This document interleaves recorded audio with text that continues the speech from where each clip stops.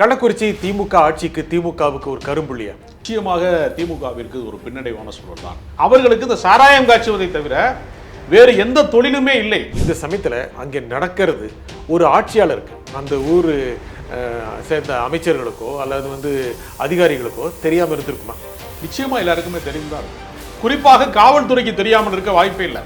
அப்ப ஏறத்தாழ ஒரு 52 பேர் குடித்து விட்டு செத்து போனார்கள் என்று சொல்லுகிற போது அதோடு சேர்த்து உளவுத்துறையும் செத்து விட்டது என்றுதான் நான் கருதுகிறேன். நேரடியாக எடப்பாடி பழனிசாமி சொல்றாரு ராஜினாமா செய்யுங்க அப்படின்னு முதலமைச்சர் சொல்றாரு.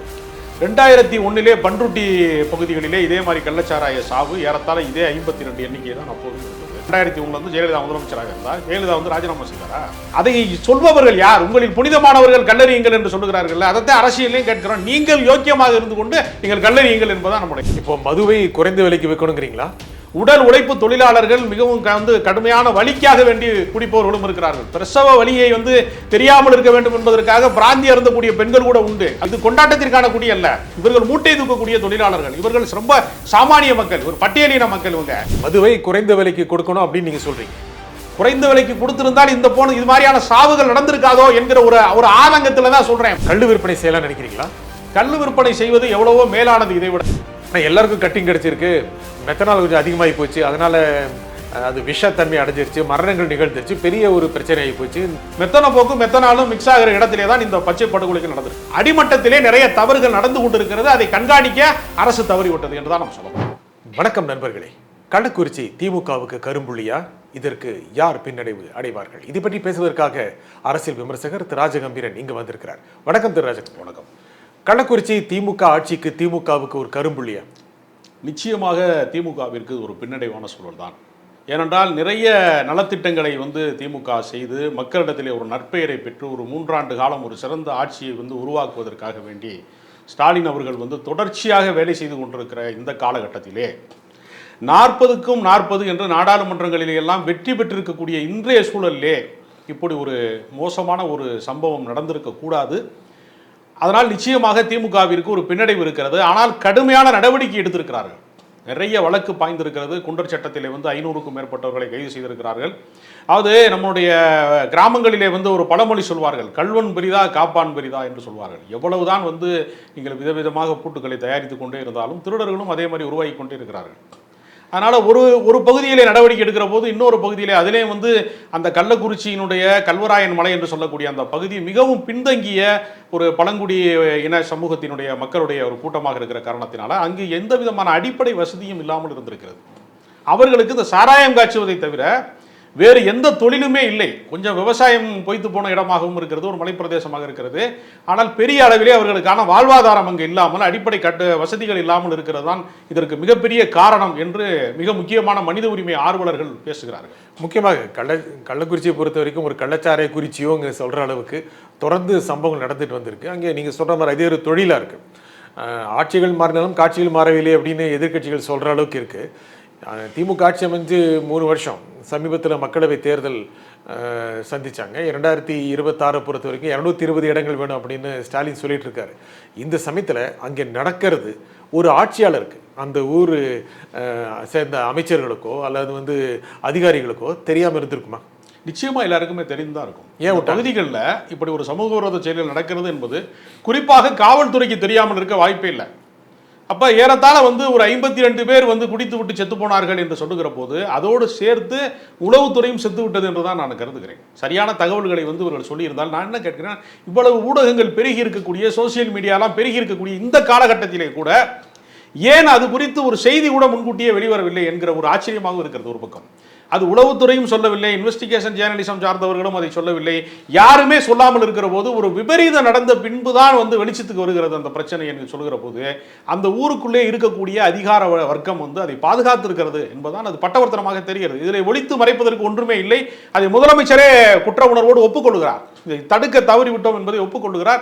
அதனால் தான் அவர் நிவாரணங்களை அறிவித்ததோடு இல்லாமல் அந்த தாய் தகப்பனை இழந்த குழந்தை குழந்தைகளுக்கு கூட அவருடைய எதிர்கால கல்விக்கு, கல்லூரி வரைக்குமான கல்விக்கு வந்து பொறுப்பேற்றுக் கொள்வது, அவர்களுக்கு மாதம் வந்து அவர்களுக்கான தொகையை கொடுப்பது, அது மட்டும் இல்லாமல் ஃபிக்ஸட் டெபாசிட்டாக ஒரு 5 லட்ச ரூபாய் இந்த குழந்தைகள் பேரிலே வந்து செலுத்துவது என்று ஒரு தகப்பனை போல வந்து அந்த குழந்தைகளை பாதுகாப்பதற்கான திட்டத்தை அரசு சிந்தித்திருக்கிறது என்று நான் சொல்கிறேன். முக்கியமாக நீங்கள் சொன்னீங்க முதலமைச்சர் ஒப்புக்கொள்கிறார், அந்த குற்றத்தை ஒப்புக்கொள்கிறார் அப்படின்னு. நேரடியாக எடப்பாடி பழனிசாமி சொல்றாரு ராஜினாமா செய்யுங்க அப்படின்னு முதலமைச்சர் சொல்றாரு.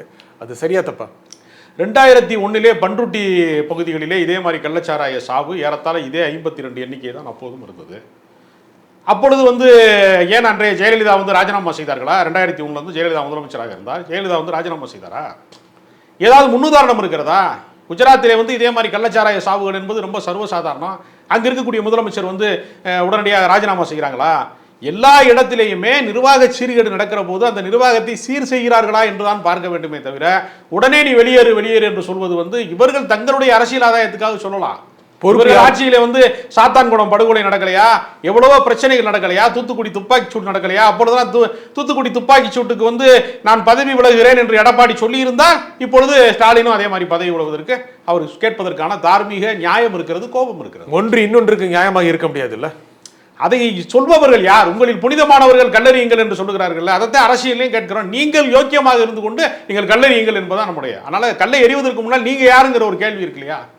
நடவடிக்கையே எடுக்கல அப்படின்னா பரவாயில்ல. அவர் 20 வருடமாக அந்த கோவிந்தராஜன் என்று சொல்லக்கூடிய, கண்ணுக்குட்டி என்று சொல்லக்கூடிய அந்த குற்றவாளி குண்டர் சட்டத்தில் 2 முறை கைது செய்யப்பட்டிருக்காரு.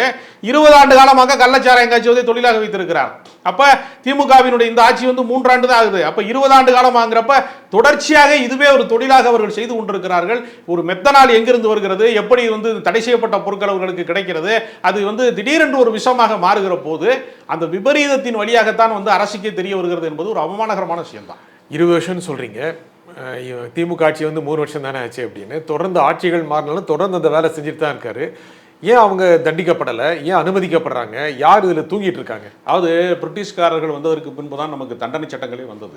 தமிழர்களுடைய வாழ்வியலில் வந்து ஏதாவது தண்டனை சட்டங்களை குறித்து என்ன குற்றத்திற்கு என்ன தண்டனை என்கிற நடைமுறை அரசர்கள் பார்த்து தலையை வெட்டியிருக்காங்க, கையை வெட்டியிருக்காங்க, காலை வெட்டியிருக்கானே தவிர தண்டனைக்கு என்று ஒரு வரைமுறையை வந்து தமிழர் வாழ்வியல் எங்குமே காண முடியாது. ஏன் காண முடியாதுன்னா தவறே நடக்காத, குற்றமே நடக்காத ஒரு சமூகத்தை உருவாக்க வேண்டும் என்பதற்கான அறநூல்களை மட்டுமே தமிழர்கள் படித்துக் கொண்டிருக்கிறான். அப்ப என்னன்னா இப்பொழுது நாம் என்ன செய்யறோம்? தண்டனையை பற்றியே பேசுகிறோம். ஆனால் அது இந்த தவறே நடக்காமல் இருப்பதற்கு அவர்களுடைய வாழ்வாதாரம் பாதுகாக்கப்பட வேண்டும். அவர்களுக்கு வந்து இப்ப யார் போய் குடிக்கிறா அப்படிங்கிற ஒரு கேள்வி இருக்கிறது. கள்ளச்சாராயம் வந்து யார் ஒரு 50 ரூபா 60 ரூபாய்க்கு கிடைக்குதுங்கிறக்காக போயிருந்திருக்கிறாங்க. அப்ப 50 ரூபா 60 ரூபாய்க்கு குறைந்த விலையிலே வந்து மது விற்பதற்கு ஒரு முறை முத்துச்சாமி கூட ஆலோசனை சொன்னார். அதை வந்து சமூக வலைதளங்கள்ல இருந்து பல பேர் வந்து கடுமையாக எதிர்க்கட்சிகள்லாம் விமர்சித்தாங்க. பள்ளி மாணவர்கள்லாம் பாக்கெட்ல போட்டு போயிருவாங்க. அப்ப குறைந்தபட்ச மது வேலைக்கு போறவர்களுக்கு வந்து ஒரு குறைந்தபட்ச மது குறைந்த அளவுல வந்து ஒரு 90 மில்லி 60 மில்லி மாதிரிலாம் கொடுக்கலாம் அப்படிங்கிற மாதிரி குவார்டரை வந்து பாதியாக்கி கொடுக்கலாம், குறைந்த விலையில கொடுக்கலாம் அன்று கூட முத்துச்சாமி என்கிற அமைச்சர் வந்து குறிப்பிட்டார் ஒரு முறை. ஆனால் அதையெல்லாம் வந்து என்ன செஞ்சாங்கன்னா பல பேர் வந்து மது விற்பனை அதிகரிப்பதற்காக இப்படி சொல்லுகிறார்கள் என்றெல்லாம் சொன்னார்கள். இன்றைக்கு குறைந்த விலையிலே குடிப்பதற்காகத்தான் இவர்கள் போய் மாட்டிக்கொண்டிருக்கிறார்கள். விஷத்தை குடித்து வந்து இறந்து போயிருக்கிறார்கள். துக்கம் விசாரிக்க போனவன் கூட அங்க இருக்கிற மிச்சம் இருக்கிற மதுவை குடித்து அவனும் இறந்து போயிருக்கிறான் என்று சொல்லக்கூடிய அளவிற்கு ஒரு வெறி கொண்ட ஒரு மதுவின் மீதான ஒரு வெறி என்பது ரொம்ப மோசமான ஒரு சூழலை இட்டு சென்றிருக்கிறது. இப்போ மதுவை குறைந்த விலைக்கு வைக்கணுங்கிறீங்களா? உலகம் தோன்றிய காலத்திலிருந்து மது இருக்கிறது. மது என்கிற பிரச்சனை வந்து 2 வகையா நான் பார்க்கிறேன். கொண்டாட்டத்திற்காக குடிப்பது என்பது ஒரு வகையாக இருக்கிறது. உடல் உழைப்பு தொழிலாளர்கள் மிகவும் வந்து கடுமையான வலிக்காக வேண்டி குடிப்பவர்களும் இருக்கிறார்கள். பிரசவ வலியை வந்து தெரியாமல் இருக்க வேண்டும் என்பதற்காக பிராந்தி அருந்தக்கூடிய பெண்கள் கூட உண்டு. அதெல்லாம் வெளியே சொல்றது இல்லை, ஆஃப் த ரெக்கார்டா உண்டு. அதனால இந்த குடியை வந்து நம்ம 2ஆக பார்க்க வேண்டும். இது கொண்டாட்டத்திற்கான குடி அல்ல. இவர்கள் மூட்டை தூக்கக்கூடிய தொழிலாளர்கள். இவர்கள் ரொம்ப சாமானிய மக்கள், ஒரு பட்டியலின மக்கள். இவங்க ரொம்ப மோசமான ஒரு வாழ்வியல் கொண்ட மக்கள். இந்த மக்களுக்கு வாழ்வாதாரம் இல்லாத போது மூட்டை தூக்கும் தொழிலாளியாக இருக்கிறவர்கள் உடல் வலிக்காக கூட அவர்கள் குடித்திருக்கலாம். இந்த குறைந்த விலையிலே போய் அந்த நஞ்சை வந்து குடித்து விட்டார்களே என்கிற வருத்தம் இருக்கிற போது மதுவை முற்றிலுமாக தடை செய்தால் ஒவ்வொரு மாவட்டத்திலும் ஒரு கள்ளக்குறிச்சி தோன்றி விடுமோ என்கிற அச்சமும் ஒரு பக்கம் இருக்கிறது. இன்னும் பூரண மது விலக்கை அமல்படுத்துவதற்கு இதுதான் சரியான காலகட்டம் என்று சில பேர் சொல்லுகிறார்கள். அப்படி என்றால் கள்ளச்சாராய சாவுகளுக்கு யார் பொறுப்பேற்பது என்பது நமக்கு தெரியவில்லை. 2 விஷயம். நீங்க சொன்னீங்க கொண்டாட்டத்துக்காக குடிப்பது, வலி மறக்க குடிப்பது அப்படின்னு. மதுவை குறைந்த விலைக்கு கொடுக்கணும் அப்படின்னு நீங்க சொல்றீங்க. குறைந்த விலைக்கு கொடுத்திருந்தால் இந்த போன இது மாதிரியான சாவுகள் நடந்திருக்காதோ என்கிற ஒரு ஆதங்கத்தில் தான் சொல்றேன். மதுவை ஆதரிப்பதற்கான ஒரு கருத்தாக நான் இதை முன்வைக்கல. ஒருவேளை இந்த ஏழ்மைப்பட்டவர்கள், வேற வழியேற்றவர்கள், இந்த கூலி தொழிலாளர்கள் குறைந்த விலையிலே கிடைத்திருந்தால் ஒருவேளை இந்த மாதிரியான இதை போய் தேடி போயிருக்க மாட்டார்களோ, இந்த உயிர் பறிக்கப்பட்டிருக்காதோ என்கிற ஒரு மனிதாபிமானத்தினுடைய அடிப்படையில் தான் ஒருவேளை அப்படி ஒரு தீர்வை செய்திருக்கலாமோ என்று நான் நினைக்கிறேன். குறைந்த விலைக்கு எப்படி மதுவை விற்க முடியும்? அளவை குறைத்து தான் விற்க முடியும். அந்த மதுவோட விலையை குறைக்க முடியாதோ? மதுவினுடைய விலையை குறைப்பதை அரசு தான் தீர்மானிக்க முடியும், நம்ம எப்படி தீர்மானிக்க முடியாது. இல்ல, அரசு ஏன் தீர்மானிக்க கூடாதுன்னு நினைக்கிறீங்க? அரசு தீர்மானித்தால் என்ன சொல்லுவாங்கன்னா, மது விலையை குறைப்பதன் மூலமாக நிறைய குடிகாரர்களை உருவாக்குகிறார்கள் என்று சொல்வார்கள். அதாவது கழுதைக்கு முன்னாடி போனா கடிக்கும், பின்னாடி போனா உதைக்கும் சொல்ற மாதிரி இது போன்ற பிரச்சனைகளிலே அரசாங்கம் எந்த முடிவை எடுத்தாலும் அது அரசுக்கு எதிரான முடிவாகத்தான் இருக்கும். ஏனென்றால் ஏற்கனவே பெண்கள் மதுவால பாதிக்கப்பட்டிருக்காங்க, பல பேர் குடும்பத்தில் பாதிக்கப்பட்டிருக்காங்க என்கிற குற்றச்சாட்டும் ஒரு பக்கம் இருக்கிறது. அப்போ பூரண மது விலக்கை அமல்படுத்த வேண்டும் என்கிற ஒரு கோட்பாடு, ஒரு கோரிக்கையும் பல பேர் சொல்றாங்க. ஆனால் யதார்த்தத்தில் அது சாத்தியமா என்று நமக்கு தெரியவில்லை. மதுவின் விலையை குறைத்து விட்டால் அரசுக்கு வருமானம் குறையும், மதுபான ஆலைகளுக்கு வருமானம் குறையும். இந்த விஷயம் இருக்குல்ல, இதற்குள்ள ஒரு மிகப்பெரிய சாம்ராஜ்யம் நடந்து கொண்டிருக்கிறது. அதாவது பூஜ்ஜியத்துக்குள்ளே ஒரு ராஜ்யம் என்று சொல்வதை போல சாராய சாம்ராஜ்யம் என்பது எப்பொழுதுமே எல்லா அரசியல் கட்சிகளுக்குமே அது ஒரு மிகப்பெரிய ஒரு ஆதாயம் தரக்கூடிய ஒரு விஷயமாகத்தான் தொடர்ச்சியாக இருந்திருக்கிறது. இதுல ஒளிவு மறைவாக நாம் பேசுவதற்கு ஒன்றுமே இல்லை. அதுவும் இருக்கிறது.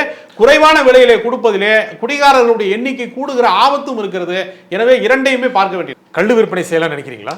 கள்ளு விற்பனை செய்வது எவ்வளவோ மேலானது இதை விட. ஏனென்றால் இந்த சாராயத்தை குடித்து, இந்த ஸ்லோ பாய்சனை குடித்து அவர்கள் சீக்கிரமாக இல்லாமல் போவதை விடவும், கல் குடிப்பது அது இவ்வளவு பெரிய தீமை அல்ல என்பதை இயற்கை ஆர்வலர்கள்லாம் சொல்றாங்க. ஆனால் கல் இறக்குவதற்கு இந்த காலகட்டத்தை பயன்படுத்தி கொண்டு அரசு அனுமதி கொடுக்க வேண்டும்ங்கிறத நான் வலியுறுத்துறேன். முக்கியமாக கள் விற்பனை தொடர்ந்து போராடிட்டு வர நல்லசாமி தான் சொல்லிட்டு இருக்காரு. இப்போ பாஜக மாநில திரு அண்ணாமலை சொல்றாரு, கள் விற்பனையை அதிகரிக்க வேண்டும், அனுமதிக்கணும் அப்படின்னு. ஏன் அரசாங்கம் அனுமதிக்க மறுக்குதுன்னு நினைக்கிறீங்க? அப்படி அனுமதிப்பதில் ஏற்கனவே கல் விற்பனை பல தீமைகளை கொண்டிருக்கிறது, பல வகையான பிரச்சனைகளை கொண்டிருக்கிறது. ஒவ்வொரு கிராமங்களிலுமே அதனால நிறைய பிரச்சனைகள் உருவாகிறது என்று கிராம சபை தீர்மானங்கள் போட்டதெல்லாம் உண்டு. எங்கள் ஊருக்கு கள்ளுக்கடை வரக்கூடாது என்பதற்கான பிரச்சனைகள்லாம் இருந்திருக்கிறது. ஆனால இரண்டுமே தீமையானது தான். இருக்கிறதே குறைந்த தீமையாக அதை கல்லை பார்க்க முடியுமே தவிர அதுக்காக கல் விற்பனை சிறந்தது என்று நம்ம நல்லசாமி சொல்றதை நம்ம சொல்ல முடியாது.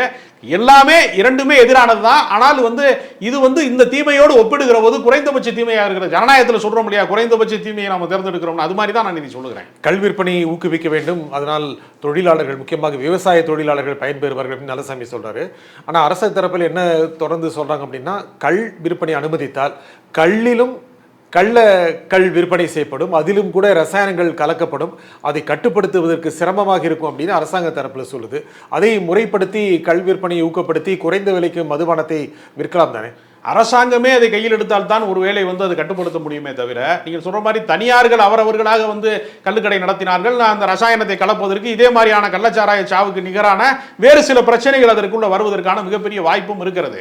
ஏனென்றால் முன்னாடி தனியாரிடம் டாஸ்மார்க் போன்ற விஷயங்கள் இருந்த காலகட்டங்களிலே ஒவ்வொரு ஊரிலேயுமே மிகப்பெரிய ரவுடி கும்பல் இருப்பார்கள். ஒரு 10 பார் வச்சிருப்பான், ஒரு 7-8 இடத்துல சாராய கடை வச்சிருக்கிறவன் மிகப்பெரிய ரவுடி கும்பலை உருவாக்கி வைத்துக் கொண்டு அதன் மூலமாக சாதிய வன்முறைகள் எல்லாம் நடக்கும், நிறைய படுகொலைகள் நடக்கும். அதெல்லாம் பொழுது மட்டுப்படுத்தப்பட்டிருக்கிறது. அரசின் கைகளிலே இந்த மதுபான கடைகள் போனதற்கு பின்னால் ரவுடிசம் குறைந்திருக்கிறது. அதனால அதையும் கள்ளுக்கடையும் அரசு ஏற்று நடத்தினால் தான் சரியா வரும். இல்லை என்றால் அதிலும் இந்த மாதிரியான பிரச்சனைகள் வருவதற்கு வாய்ப்பு இருக்கிறது. முக்கியமாக சொன்னீங்க, கள்ளக்குறிச்சியை பொறுத்த வரைக்கும் இது ரொம்ப நாளாக நடந்துட்டு இருக்கு, ஏன் எத்தனை ஊடகங்கள் கூட வெளியே சொல்லலை அப்படின்னு நீங்கள் சொன்னீங்க முதல்ல உங்களுடைய பதிலில்.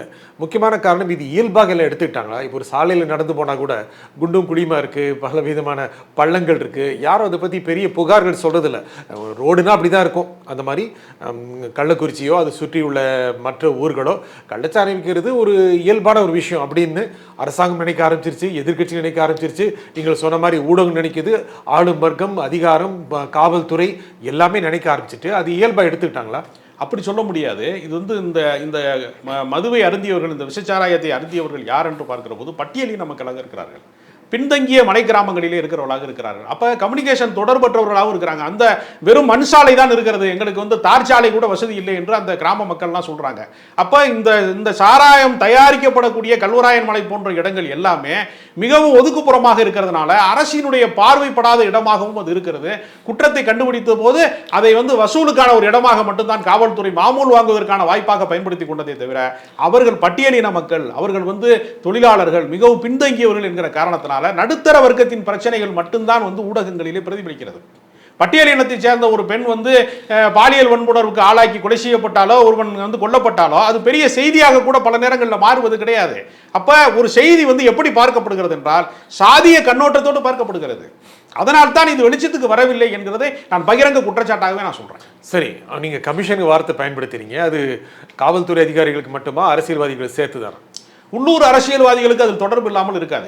ஒரு குற்றம் நிகழ்கிற போது அதை மட்டுப்படுத்தக்கூடிய இடத்திலே அல்லது அதை வளர்த்து விடக்கூடிய இடத்திலே இரண்டிலேயுமே அங்கே இருக்கக்கூடிய அரசியல்வாதிகளுக்கு தொடர்பு நிச்சயமாக இருக்கிறது. அதனால இதில் எல்லா கட்சிகளுக்கும் சம்பந்தம் இருக்கிறது. இன்றைக்கு எதிர்க்கட்சிகள் என்று சொல்லிக் கொள்ளக்கூடியவர்கள் பாமக, அதிமுக, பாஜக போன்றவர்களுக்கு கூட அந்த நிர்வாகம் சார்ந்தவர்களுக்கு கூட கட்டிங் கிடைத்திருப்பதற்கான வாய்ப்பு நிச்சயமாக இருக்கிறது. ஆனால் எல்லாருக்கும் கட்டிங் கிடைச்சிருக்கு, மெத்தனால் கொஞ்சம் அதிகமாகி போச்சு, அதனால அது விஷத்தன்மை அடைஞ்சிருச்சு, மரணங்கள் நிகழ்ந்துருச்சு, பெரிய ஒரு பிரச்சனை ஆகி போச்சு, உலகளவில் ஒரு கவனத்திற்குரிய அம்சமாகி போச்சு, கடுமையான கண்டனங்கள் வருகின்றன. முக்கியமாக பார்க்க போனால் அந்த மெத்தனால் ஏன் அதிகம் கலந்த, அதுதான் பிரச்சனையா? மெத்தனால் மட்டுமல்ல, அரசு நிர்வாகத்தினுடைய மெத்தன போக்கு முக்கியமான காரணம். மெத்தன போக்கு மெத்தனாலும் மிக்ஸ் ஆகிற இடத்திலே தான் இந்த பச்சை படுகொலைகள் நடந்திருக்கிறது. ஆனால் இது நினைச்சிருந்தா எப்போ தடுத்திருக்க முடியுமில்ல? இப்போ இந்த மாதிரி கள்ளச்சாராய சாவுகள் நடக்கும்போது எந்த ஆட்சியாக இருந்தாலும் நடக்கும்போது மட்டும் அதிகாரிகளும் அரசு நிர்வாகிகளும் முக்கியமாக ஆட்சியாளர்களும் ரொம்ப கொந்தளிக்கிறதும் ஒரு 2 வருஷம் கழிச்சோன்னா மறந்து போகிறதும் இயல்புல இல்லை. பல முறை வந்து போதை ஒழிப்பிற்காக வேண்டி முதலமைச்சர் வந்து காவல்துறை அதிகாரிகள் தலைமையிலே பல கூட்டங்களை நடத்தி இருக்கிறார். தொடர்ச்சியாக அது குறித்து இரும்பு கரங்கொண்டு ஒடுக்க வேண்டும், இந்த மாதிரியான சமூக விரோதிகளை வளரவிடக்கூடாது என்று அவர் தொடர்ச்சியாக சொல்லிக்கொண்டே இருக்கிறார். பல வழக்குகளும் பதிவு செய்யப்பட்டிருக்கிறது. அதை தாண்டி இது தொடர்ந்து நடந்து கொண்டே இருக்கிறது என்று சொன்னால் முதலமைச்சரினுடைய பார்வைக்கு வராமல் அல்லது உயர்மட்ட நிர்வாகத்தினுடைய பார்வைக்கு வராமல் அடிமட்டத்திலே நிறைய தவறுகள் நடந்து கொண்டிருக்கிறது. அதை கண்காணிக்க அரசு தவறிவிட்டது என்றுதான் நம்ம சொல்ல முடியும். விக்கிரவாண்டி இடைத்தேர்தல் இது எதிரொலிக்குமா? விக்கிரவாண்டி இடைத்தேர்தலை வந்து எதிரொலிப்பதற்கான வாய்ப்புகளும் இருக்கிறது. ஒருவேளை வந்து இந்த ஆட்சியினுடைய நற்பெயருக்கு வந்து மிக மோசமான ஒரு களங்கம் இந்த முறை நிகழ்ந்திருக்கிற காரணத்தினால விக்கிரவாண்டியிலே குறைந்த வித்தியாசத்தில் வெற்றி பெறுவார்கள் என்று நம்புகிறேன். பாமக வெற்றி வாய்ப்பு இருக்கா இல்லையா? பாமகவிற்கு வெற்றி வாய்ப்பு நிச்சயமாக இல்லை. ஓட்டு பெர்சன்டேஜ் அவர்களுடைய சமூக வாக்கை மட்டும்தான் அவர்கள் நம்புகிறார்களே தவிர அதை தாண்டி அவர்களுடைய அரசியல், அவர்களுடைய சித்தாந்தம், அவர்களுடைய கருத்தியல் வந்து மக்களிடத்திலே செல்வாக்கு எழுந்து நிற்கக்கூடிய காரணத்தினால எல்லா கட்சிகளுமே வன்னியர்களை வந்து வேட்பாளர்களாக நிறுத்துகிறார்கள். அப்படிங்கிறப்ப அவர்களுக்கு மட்டுமே அந்த வாக்கு சென்று விடும் என்று எப்படி நம்ப முடியும்? அதை நம்புவதற்கு சாத்தியம் இல்லை. எப்பொழுதுமே வந்து இடைத்தேர்தலில் ஆளுங்கட்சி மட்டுமே வெல்லும் என்கிற யதார்த்தம் இருக்கிறது. அந்த வகையில் பார்க்கிற போது விக்கிரவாண்டி தேர்தலில் இது எதிரொலிக்காதுன்னு தான். வாக்கு வித்தியாசம் குறையுமோ? வாக்கு வித்தியாசம் குறைவதற்கு கொஞ்சம் வாய்ப்பு இருக்கிறது. மற்ற கட்சிகளுக்கு வாக்குகள் கொஞ்சம் கூடுதலாக கிடைக்கிற பட்சத்தில் குறைந்த வித்தியாசத்தில் வெற்றி பெறுவதற்கான வாய்ப்பு இருக்கு. ஏன்னா இந்த ஒரு விஷயம் முக்கியமாக அந்த வட்டாரத்தில் மிகப்பெரிய தாக்கத்தை ஏற்படுத்தும். ஒருவேளை அப்படி விக்கிரவாண்டியிலே இந்த பிரச்சனை எதிரொலித்தால் அது அரசுக்கு விடப்படக்கூடிய எச்சரிக்கையாக இருப்பது நல்லதுதான். அது ஒன்றும் ஜனநாயகத்தில் வந்து ஜெயித்தவர்களே ஜெயித்து கொண்டே இருக்க வேண்டும் என்கிற அவசியம் இல்லை. ஒருவேளை அப்படி நிகழ்ந்தால் இது அரசுக்கு விடப்பட்ட மக்களிடமிருந்து விடப்பட்ட ஒரு எச்சரிக்கையாக இருக்கும். அரசு இது போன்ற மெத்தன போக்கிலே இனிமேல் இருக்காது என்பதற்கான ஒரு வாய்ப்பாக அது மாறும். தொடர்ந்து எல்லா கட்சிகளுமே கண்டன கூட்டம் நடத்துது. பாஜக முக்கியமாக கண்டன கூட்டம் நடத்துது. எதிர்கட்சிகள், அதிமுக போன்ற கட்சிகள், பாமக போன்ற கட்சிகள், அதனுடைய சட்டப்பேரவை உறுப்பினர்கள் கருப்பு சட்டை அணிந்து கொண்டு பேரவையில் கலந்து கொள்கிறார்கள். இதெல்லாம் பார்க்கும் பொழுது தேர்தலுக்கு இன்னும் ஒரு 1.5 ஆண்டுகள் இருக்கிற சமயத்தில் ஆட்சி அதிகாரத்தில் இருக்கின்ற திமுக மெதுவாக தன்னுடைய பிடியை தளர்த்து விட்டு இருக்கிறதோ அப்படிங்கிற எண்ணத்தை உருவாக்குதில்ல? இல்லை, அந்த அளவிற்கு நாம் சொல்ல முடியாது. அவர்கள் தொடர்ந்து இன்னும் அவர்களுக்கு இருக்கக்கூடிய அந்த 1.5 ஆண்டுகளில் அவர்கள் மிக கடுமையான நடவடிக்கைகளை எடுத்து மக்களுடைய நம்பிக்கையை திரும்ப பெற்றுக்கொள்ளக்கூடிய வாய்ப்பை பெறுவார்கள் என்று சொன்னால் நிச்சயமாக எதிர்க்கட்சிகள் பண்ணக்கூடிய அரசியலுக்கு வெற்றி வாய்ப்பு கிடைக்காது. இந்த நிகழ்ச்சியில் கருத்துக்களை கூறியமைக்காக ராஜகம்பீரன் மிக்க நன்றி. மீண்டும் ஒரு நிகழ்ச்சியை சந்திப்போம். நன்றி, வணக்கம்.